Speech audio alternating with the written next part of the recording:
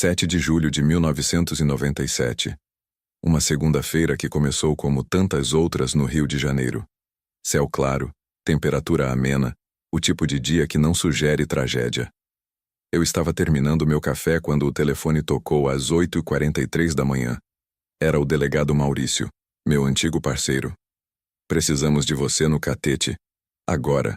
20 minutos depois, estacionei meu carro na Rua do Catete, em frente ao edifício Margarida, um prédio de 5 andares sem elevador, construção dos anos 50, fachada amarelada pelo tempo. Nada que chamasse atenção naquela rua movimentada. Na entrada, um homem de meia-idade me aguardava. Cabelos grisalhos, camisa social para dentro da calça, chaves penduradas no cinto. O clássico síndico de prédio antigo. Tremia visivelmente.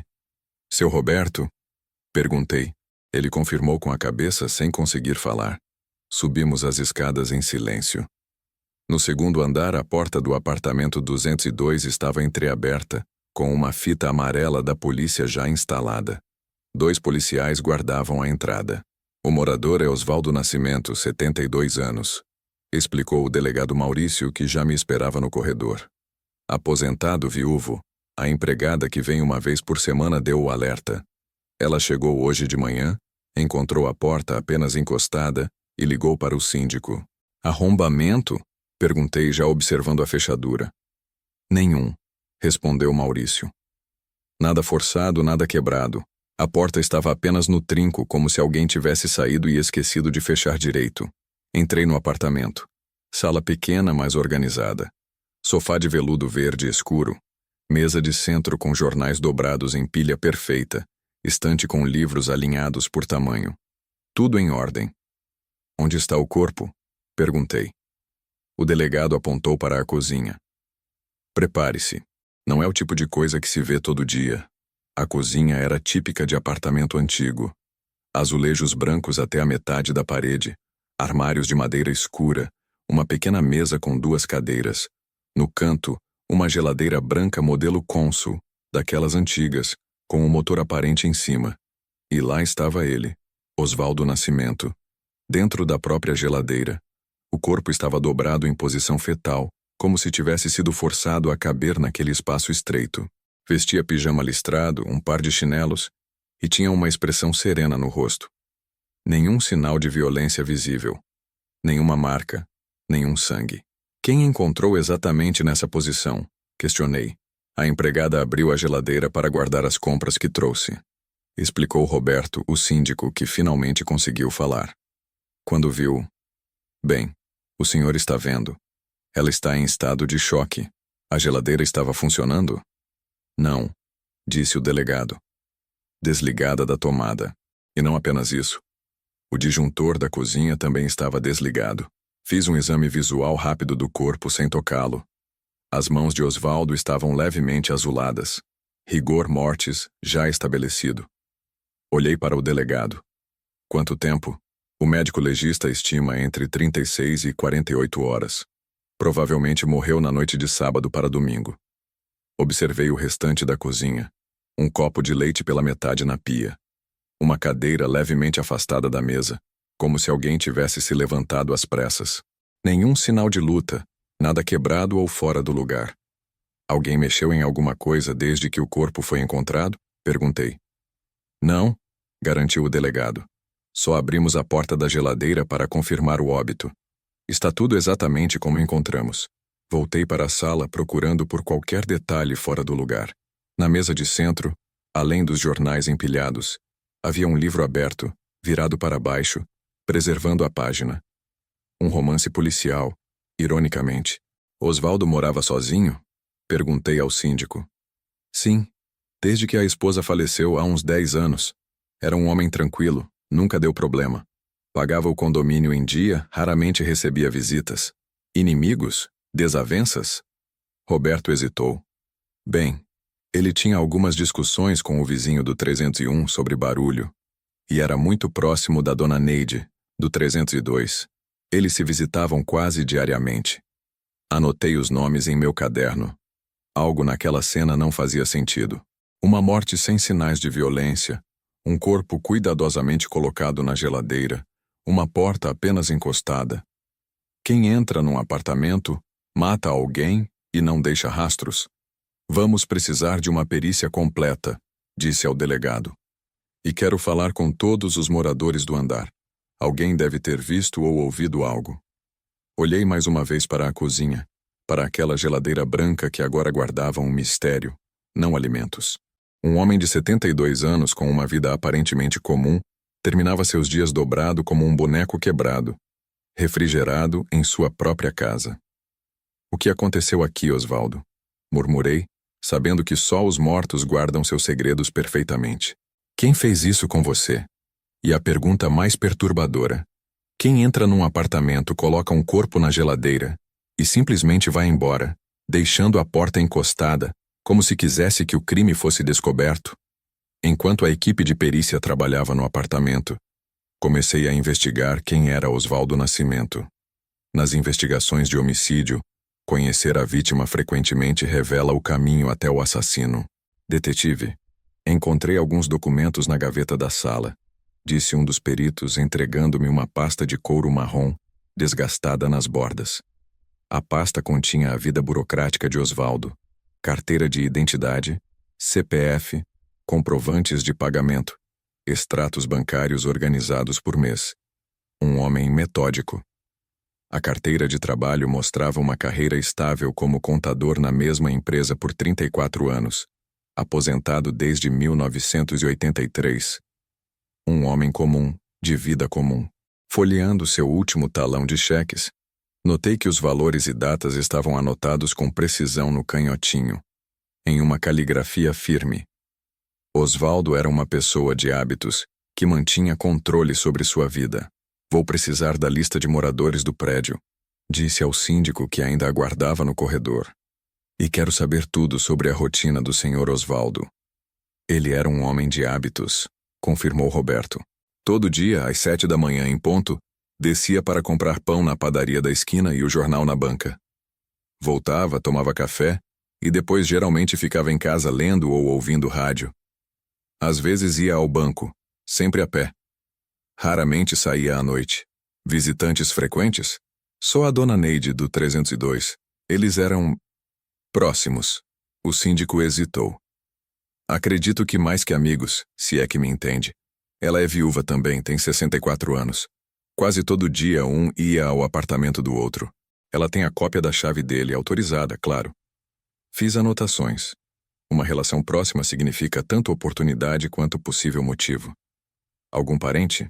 Uma sobrinha que ligava regularmente. Acho que mora em Niterói. Ele comentou uma vez que ela é a única parente viva que tem. Fomos interrompidos por uma mulher que subia as escadas. Aproximadamente 40 anos, cabelos curtos, óculos, expressão preocupada. O que aconteceu com meu tio? Sou Mariana Nascimento, sobrinha de Osvaldo. Apresentei-me e a levei para um canto mais discreto do corredor. Sinto muito, mas seu tio foi encontrado sem vida esta manhã. Ela levou as mãos ao rosto. Meu Deus. Como? Estamos investigando. Quando foi a última vez que falou com ele? Sábado, por telefone. Liguei para ele às 18h30 mais ou menos. Conversamos por uns 10 minutos. Como ele parecia? Normal, tranquilo. Disse que estava lendo um livro novo que tinha comprado. Falamos sobre eu visitá-lo no próximo fim de semana. Ela fez uma pausa. Aconteceu algo estranho? Não entrei em detalhes sobre o corpo na geladeira. Precisamos esclarecer as circunstâncias. O que ele comentou durante a ligação? Mencionou alguma preocupação? Alguma visita esperada? Não, nada. Só falou que a dona Neide tinha feito um bolo de laranja para ele e que estava tendo problemas com o vizinho novamente, por causa de barulho. Que tipo de problemas? O vizinho do 301, um tal de Gilberto, trabalha com computadores, eu acho. Meu tio reclamava que ele ligava música alta, arrastava móveis à noite, coisas assim. E tinha uma infiltração vinda do apartamento dele que danificou o teto do quarto do meu tio. Eles discutiram feio por causa disso no mês passado. Mais uma pessoa para a lista de suspeitos. Anotei o nome de Gilberto. Seu tio tinha inimigos? Alguém que pudesse querer prejudicá-lo? Mariana balançou a cabeça. Que inimigos um senhor de 72 anos poderia ter? Ele era contador aposentado, vivia uma vida simples, tranquila. Depois que minha tia Elisa morreu há 10 anos, ele ficou ainda mais caseiro. Lia muito, gostava de fazer palavras cruzadas, ouvia rádio à noite. Uma pessoa absolutamente comum. E financeiramente? Vivia da aposentadoria, que não era grande coisa, e de algumas economias. Suficiente para ele, que tinha poucas despesas. O apartamento já era quitado há anos. Testamento? Sim, deixou tudo para mim. Sou a única parente. Mas é só o apartamento e alguns investimentos pequenos. Nada que justificasse. Ela não conseguiu completar a frase. Perguntei sobre possíveis relações amorosas, confirmando o que o síndico havia mencionado sobre Dona Neide. Eles eram próximos, sim. Meu tio ficou muito sozinho depois que minha tia morreu. Neide foi uma companhia importante nos últimos anos. Não sei dizer se eram mais que amigos. Ele era discreto sobre isso. Mas sei que se visitavam diariamente.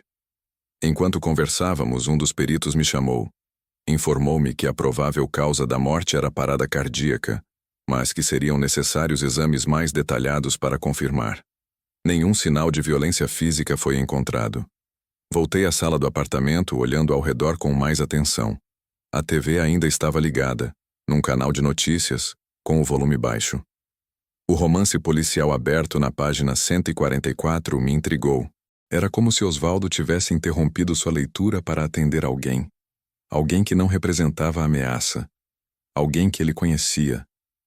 Como uma rotina tão previsível, de um homem tão comum, podia terminar tão extraordinariamente? Quem transformaria a pacata existência de um aposentado em um mistério macabro? E por quê? As respostas provavelmente estavam nos detalhes do apartamento 202 e nos segredos dos vizinhos.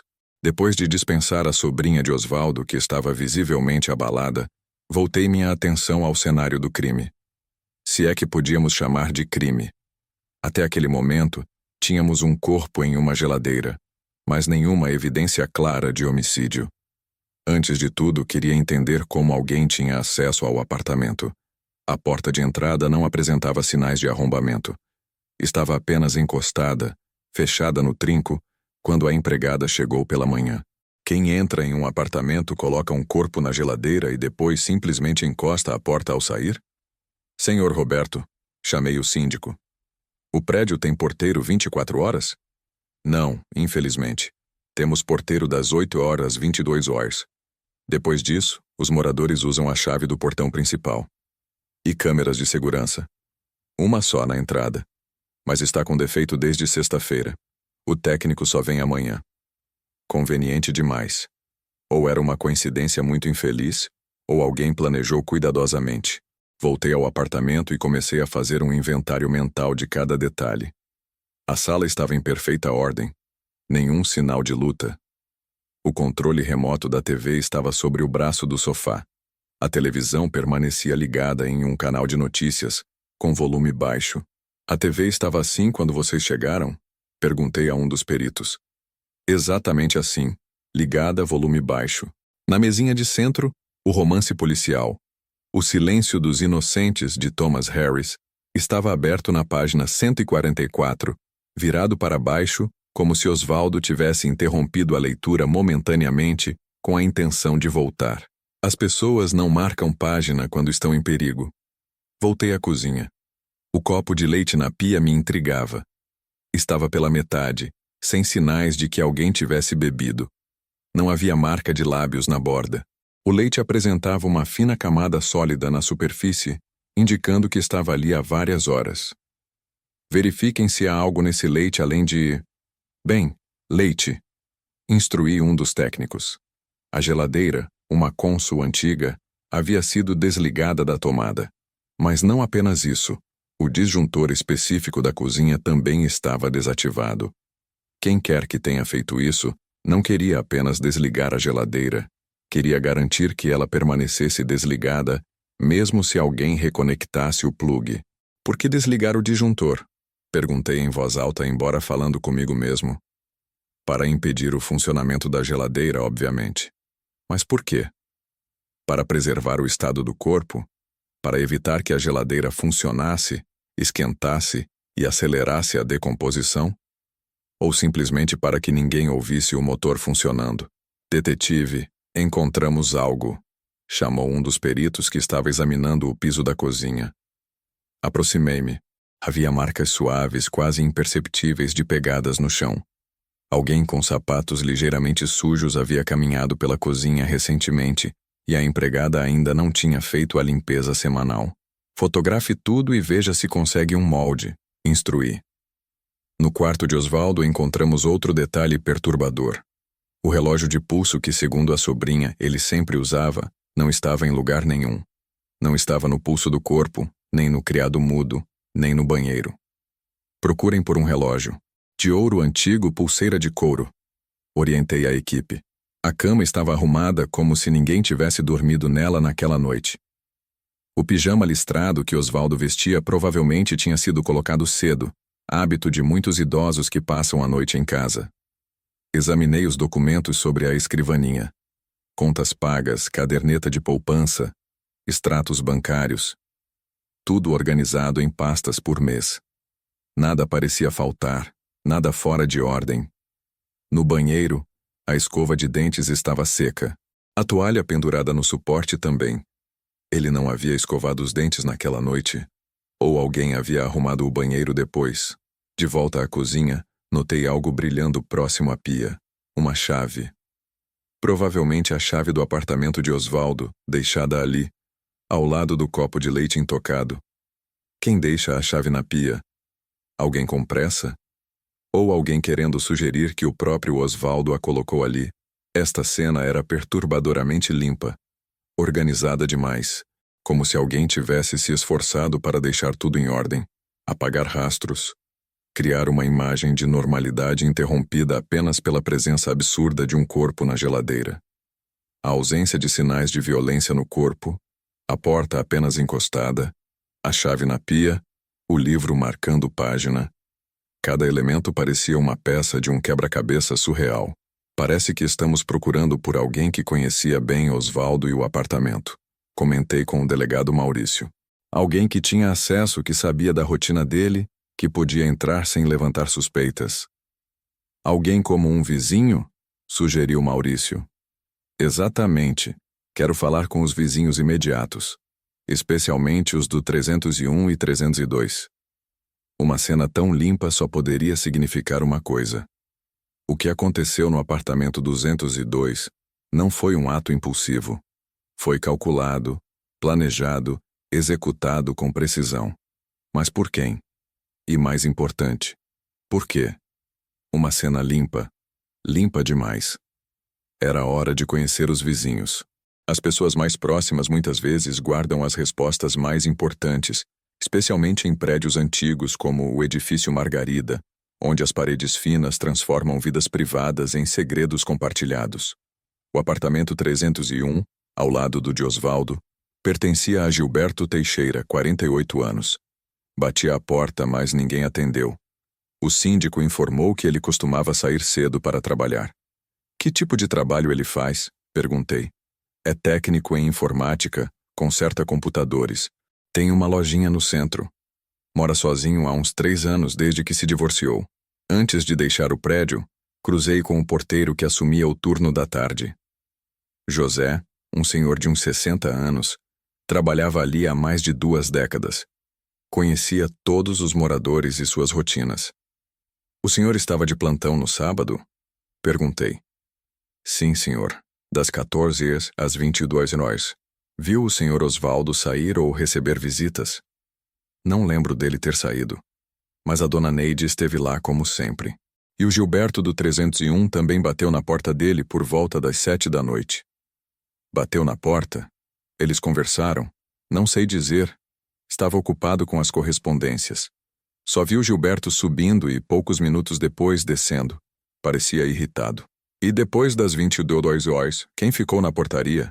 Ninguém. Os moradores usam a chave do portão. O prédio tem um livro de registros para anotar entradas e saídas noturnas. Sim, mas é mais para visitantes. Os moradores nem sempre assinam. Uau! Pedi para ver o livro de registros.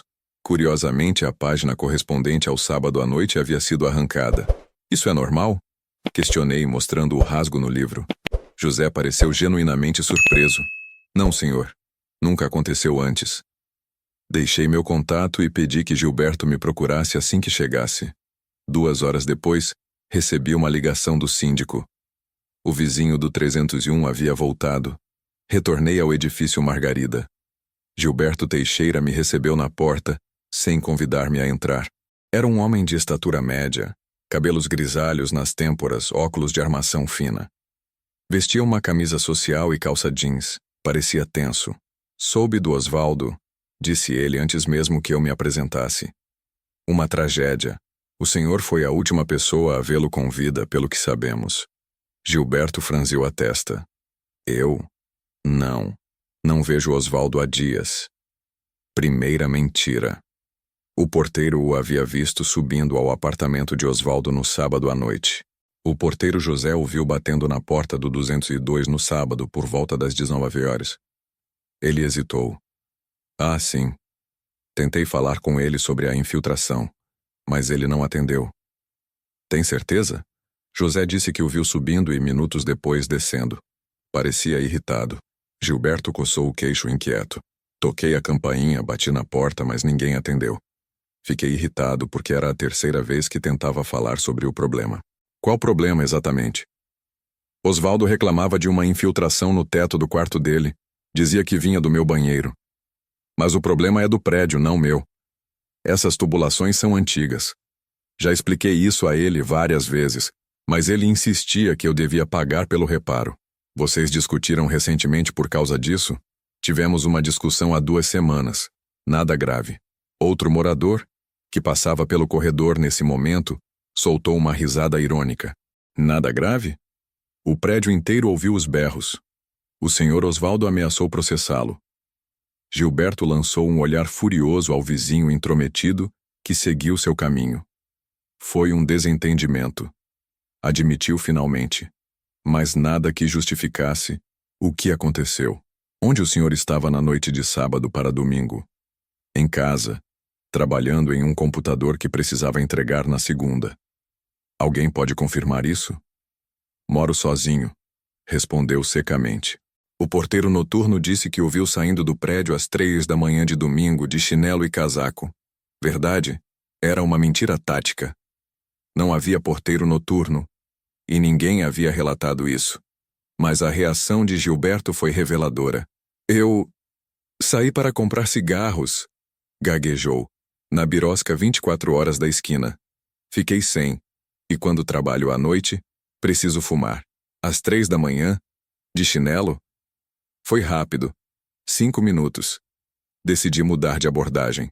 O senhor notou algo estranho no domingo? Barulhos, visitantes? Não, só... Achei estranho a luz da cozinha do Osvaldo estar apagada a noite toda. Ele sempre deixava acesa. Congelei.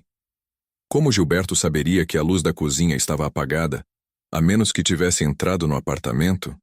A janela da cozinha de Osvaldo dava para os fundos, não para o corredor. Como sabe que a luz estava apagada, senhor Gilberto? Ele percebeu o erro.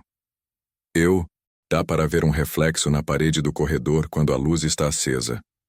Uma explicação forçada. Não havia tal reflexo. O corredor era fechado, sem janelas. Sabe que o disjuntor da cozinha estava desligado? Como eu saberia? Respondeu defensivamente. O senhor tem conhecimentos técnicos, trabalha com equipamentos eletrônicos. Isso não significa que eu saberia sobre o disjuntor da casa dele. Agradeci pela conversa e me despedi, deixando claro que voltaríamos a nos falar. No caminho para o elevador, refleti. Gilberto mentiu sobre não ter visto Osvaldo. Mentiu sobre conhecer o estado da luz da cozinha. Foi visto saindo do prédio em um horário suspeito. E tinha um motivo de desavença recente. Ele entrou no apartamento 202 naquela noite? Por que mentir sobre isso? E, mais importante, o que aconteceu durante aquela visita noturna? Após a conversa com Gilberto, minha próxima parada foi o apartamento 302, onde morava Neide Costa, a amiga próxima de Osvaldo. Se havia alguém que poderia conhecer os segredos e a rotina da vítima, era ela. Dona Neide abriu a porta após a primeira batida, como se estivesse esperando por mim. Era uma senhora de 64 anos, cabelos grisalhos bem cuidados, maquiagem discreta, vestido floral. Tinha uma postura elegante e um olhar atento. A senhora deve ser a detetive, disse ela, convidando-me a entrar. Roberto me avisou que viria. O apartamento era quase um espelho do de Osvaldo em termos de layout, mas decorado com mais cores e plantas. Fotos de família ocupavam a estante e havia um aroma de café recém-passado. Aceita uma xícara? Ofereceu. Recusei educadamente e fui direto ao assunto. A senhora e o senhor Osvaldo eram próximos, pelo que soube. Ela sorriu com tristeza. Muito. Nos conhecemos depois que ambos ficamos viúvos. Começou com conversas no corredor, depois cafés da tarde. Nos últimos 5 anos éramos praticamente da família um do outro. A senhora tinha uma chave do apartamento dele. Sim, confirmou sem hesitar. E ele tinha uma do meu. Nos ajudávamos quando um precisava sair. Regar plantas, receber entregas, coisas assim. Quando foi a última vez que viu Osvaldo? Ela pensou por um momento. No domingo de manhã. Ele estava na varanda tomando sol, como costumava fazer. Acenei para ele da minha janela. Aquilo me chamou a atenção imediatamente. De acordo com a perícia, Osvaldo provavelmente já estava morto no domingo de manhã. Tem certeza que era domingo? Não sábado? Absoluta. Era domingo, por volta das 10 da manhã. Lembro-me porque estava me preparando para ir à missa. A senhora falou com ele? Não, apenas acenei. Ele retribuiu e entrou. Anotei a informação. Ou Dona Neide estava confusa com os dias, ou estava mentindo, ou... Alguém que não era Osvaldo estava em sua varanda naquele domingo. A senhora entrou no apartamento dele depois disso? Não naquele dia. Na segunda-feira passei por lá para deixar um bolo que havia feito, mas ele não atendeu. Pensei que tivesse saído. Usou sua chave para entrar? Não achei apropriado. Às vezes ele saía para visitar a sobrinha sem avisar, e notou algo estranho, algum cheiro diferente. Ela hesitou. Na terça-feira, sim, quando passei pelo corredor, senti um odor estranho. Chamei o síndico, mas ele disse que deveria ser do ralo, que o prédio é antigo. Por que não usou sua chave nesse momento se suspeitou que algo estava errado? Eu... não sei. Talvez devesse ter feito isso. Seu olhar fugiu do meu, pousando em uma fotografia na parede. Era ela e Osvaldo em algum tipo de festa, sorridentes. Vocês eram apenas amigos ou havia algo mais? Perguntei, observando sua reação. Éramos companheiros. Respondeu com dignidade. Não no sentido que as pessoas costumam pensar. Éramos conforto um para o outro. A solidão na nossa idade não é fácil, detetive. A senhora sabia se ele tinha inimigos? Problemas com alguém do prédio? Apenas com Gilberto, do 301. Aquela infiltração era uma fonte constante de discussões. Osvaldo era metódico, detalhista. Não suportava ver o teto do quarto manchado, deteriorando. Ele ameaçou processar Gilberto recentemente. E como Gilberto reagiu? Como um homem irritado reagiria? Disse que Osvaldo era um velho implicante, que o problema era do prédio, não dele. Fiz mais algumas perguntas rotineiras, e quando estava prestes a me despedir, notei algo na mesa lateral. Uma caixa de lenços bordados. Cada um tinha iniciais delicadas. Bonitos lenços, comentei casualmente. Obrigada. Bordo como hobby. As iniciais são NC, Neide Costa. Lembrei-me imediatamente. Um lenço com as iniciais NC havia sido encontrado dobrado atrás da geladeira de Osvaldo. Um detalhe que ainda não havíamos mencionado a ninguém. A senhora perdeu algum recentemente? Ela pareceu confusa. Não que eu tenha notado. Por quê? Curiosidade. Encontramos um lenço parecido no apartamento de Osvaldo.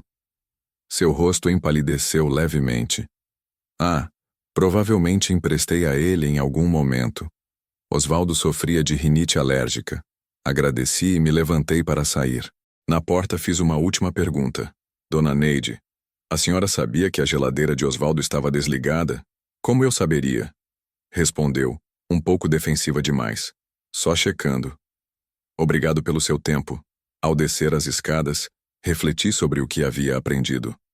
Neide tinha chave, acesso livre. Conhecia a rotina de Osvaldo. Afirmou tê-lo visto vivo em um momento em que ele provavelmente já estava morto. Seu lenço foi encontrado atrás da geladeira, e ela mencionou um cheiro estranho somente na terça-feira, dias após a suposta morte. Por que uma pessoa próxima como ela não usou sua chave para verificar o apartamento, especialmente após notar um odor suspeito? Por que mentir sobre tê-lo visto no domingo? Ou ela realmente viu alguém que se passava por Osvaldo? Dona Neide era uma testemunha crucial, ou uma peça-chave nesse quebra-cabeça macabro. 2 dias após o início da investigação, o caso começava a se tornar ainda mais enigmático. O laudo preliminar do Instituto Médico Legal apontava para a morte natural. Uma parada cardíaca. Não havia sinais de envenenamento, asfixia ou qualquer trauma externo. Por que então alguém colocaria um corpo na geladeira? Por que desligar a tomada e o disjuntor? E, acima de tudo, por que deixar a porta apenas encostada, como um convite para a descoberta? Voltei ao apartamento 202 para um exame mais minucioso. Às vezes, os detalhes que escapam na primeira inspeção são justamente os que contam a verdadeira história. O que temos na lixeira? Perguntei ao perito que me acompanhava. O comum: embalagens, restos de comida, papéis. Pedi para examinar o conteúdo. Entre os papéis amassados encontrei um pequeno bilhete rasgado ao meio. Quando juntei os pedaços, pude ler uma frase escrita à mão. O silêncio também pesa. A caligrafia não parecia ser de Osvaldo, comparando com suas anotações no talão de cheques. Era mais arredondada, mais feminina. Separe isso como evidência, instruí. No quarto, a infiltração no teto era visível. Uma mancha amarelada que se espalhava como um mapa deformado. Motivo da desavença com Gilberto, sem dúvida. Mas seria motivo para algo mais grave? Abri as gavetas da cômoda. Roupas perfeitamente dobradas, meias organizadas por cor. Na gaveta de cima, um espaço vazio chamou minha atenção. O formato de um relógio de pulso. A sobrinha mencionou que ele sempre usava um relógio de ouro antigo, comentei. Não estava no corpo e não está aqui. Alguém pode ter roubado, sugeriu o perito. Mas não levou a carteira, nem o dinheiro na gaveta, nem os outros objetos de valor? Voltei à cozinha e examinei o piso com mais atenção. Havia marcas sutis de pegadas, quase imperceptíveis, que não tinham sido completamente limpas. Pegadas de sapatos sujos, possivelmente de terra ou barro. Osvaldo usava chinelos dentro de casa, segundo a sobrinha. Observei. Estas são marcas de sapatos de rua. As pegadas formavam um caminho da porta da cozinha até a geladeira e depois de volta. Quem quer que tivesse colocado o corpo ali não se preocupou em limpar perfeitamente suas pegadas. Outro detalhe me intrigou. A câmera de segurança da entrada do prédio estava desativada desde sábado à tarde, convenientemente antes da hora estimada da morte. O síndico mencionou um defeito técnico, mas a coincidência era difícil de ignorar. Quero saber quem teve acesso ao sistema de segurança, disse ao delegado por telefone. E verifique se alguém mexeu no equipamento. A geladeira em si apresentava outro enigma. Era um modelo antigo, daqueles com fechadura decorativa, mas que não trancava realmente. Estava simplesmente fechada, não travada. Qualquer pessoa que a abrisse encontraria Osvaldo imediatamente. Por que alguém deixaria o corpo em um lugar tão óbvio, tão fácil de ser encontrado? Perguntei em voz alta. Talvez não tivesse outro lugar para esconder, respondeu o perito. Ou talvez quisesse que fosse encontrado, mas não imediatamente. O disjuntor da cozinha, desligado, fora religado apenas após nossa chegada. Sem energia, a geladeira não produziria os sons característicos do motor funcionando. Sem sons, sem odores imediatos, sem decomposição acelerada. Uma maneira de ganhar tempo, talvez? Mas o detalhe mais intrigante estava na pia. A chave do apartamento de Osvaldo deixada ao lado do copo de leite intocado. Como se alguém tivesse entrado com a própria chave, realizado o que precisava fazer, e depois saído, deixando a chave original para trás. Neide tinha uma cópia. E Gilberto? Ele poderia ter acesso a uma chave também. O copo de leite na pia me lembrou algo que Mariana, a sobrinha, havia mencionado. Osvaldo tinha o hábito de tomar um copo de leite antes de dormir, sempre. Estaria ele se preparando para deitar quando algo, ou alguém, o interrompeu? Juntando as peças, comecei a formar uma imagem. Osvaldo em casa, sábado à noite. Prepara seu leite como de costume. Alguém chega. Alguém conhecido, que não representa ameaça imediata. Talvez tenha aberto a porta para essa pessoa, ou talvez essa pessoa tenha usado uma chave. Uma conversa acontece. O livro é marcado na página 144. Em algum momento, Osvaldo sofre uma parada cardíaca. Natural? Induzida? Impossível determinar. Depois alguém, o mesmo visitante ou outra pessoa, toma decisões, coloca o corpo na geladeira, desliga a tomada, desativa o disjuntor. Deixa a porta apenas encostada ao sair. Por quê? Era um acidente sendo disfarçado? Uma vingança meticulosamente planejada? Algo pessoal que escapava à nossa compreensão? As pegadas sujas, o lenço com iniciais NC, o bilhete rasgado, o relógio desaparecido, a câmera desativada. Cada elemento parecia apontar em uma direção diferente, como se alguém estivesse deliberadamente criando um quebra-cabeça impossível.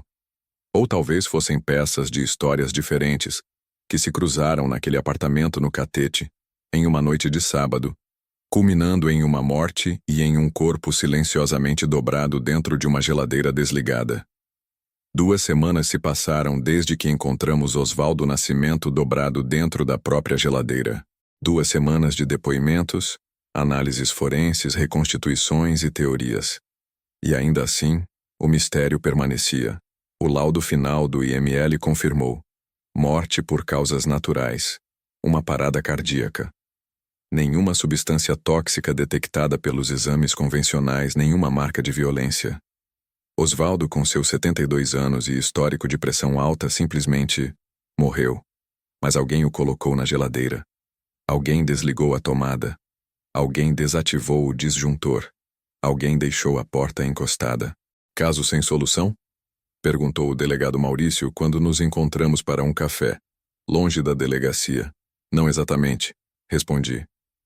Temos peças demais, não peças de menos. E algumas não se encaixam no quadro que estamos montando. A verdade é que havia algo no caso que me incomodava profundamente, como se estivéssemos olhando apenas a superfície de uma história muito mais complexa. O caso de Osvaldo Nascimento foi oficialmente classificado como morte por causas naturais em circunstâncias não esclarecidas. Sem crime comprovado, não havia acusação formal a ser feita. Gilberto foi ouvido várias vezes, negou tudo. Dona Neide chorou, declarou que amava Osvaldo como um irmão e se mostrou profundamente abalada com as suspeitas que recaíam sobre ela. O que me preocupa, confidenciei a Maurício, é que tudo parece conveniente demais. A câmera desativada, os registros da portaria desaparecidos, o relógio sumido. Você acha que estamos lidando com algo maior que uma simples desavença entre vizinhos? Não respondi diretamente.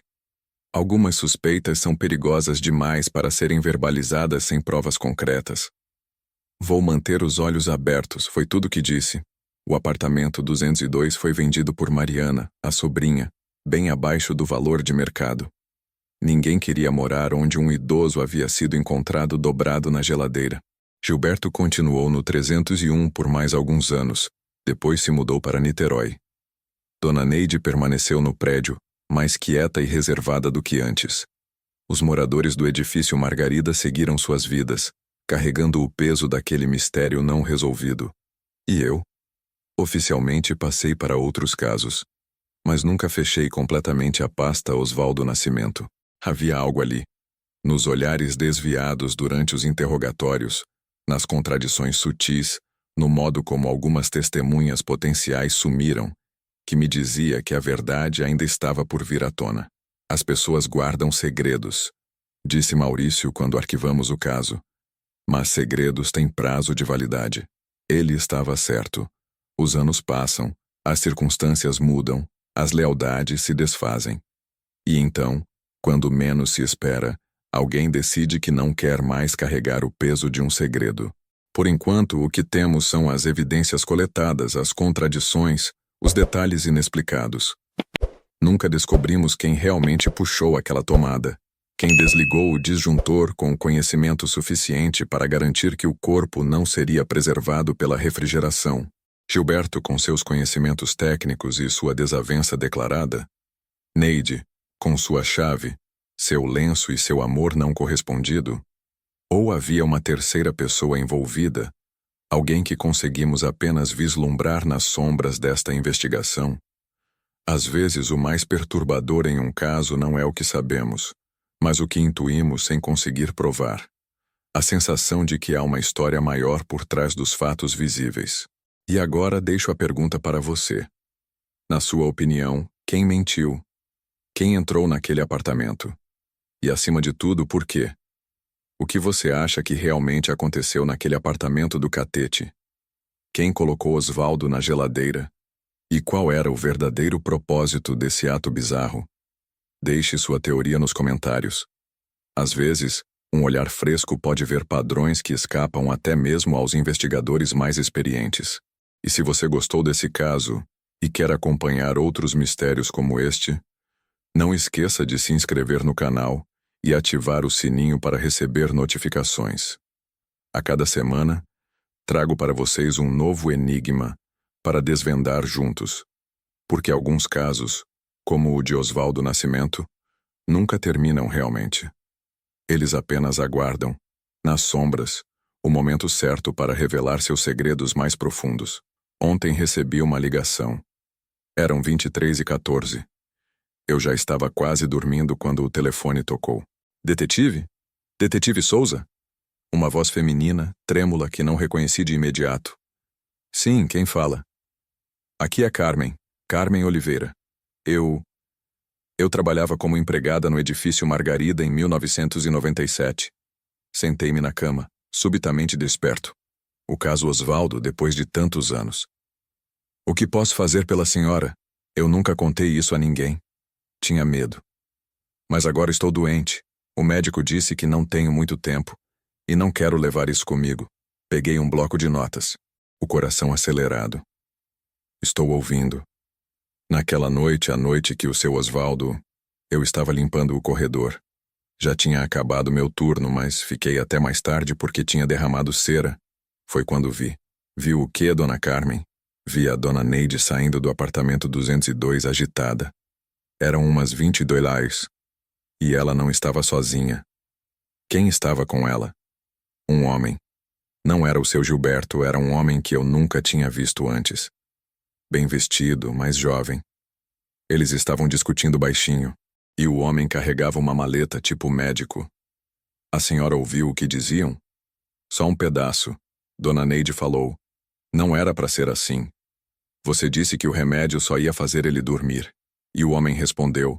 Acidentes acontecem. Minha mão congelou sobre o papel. E tem mais.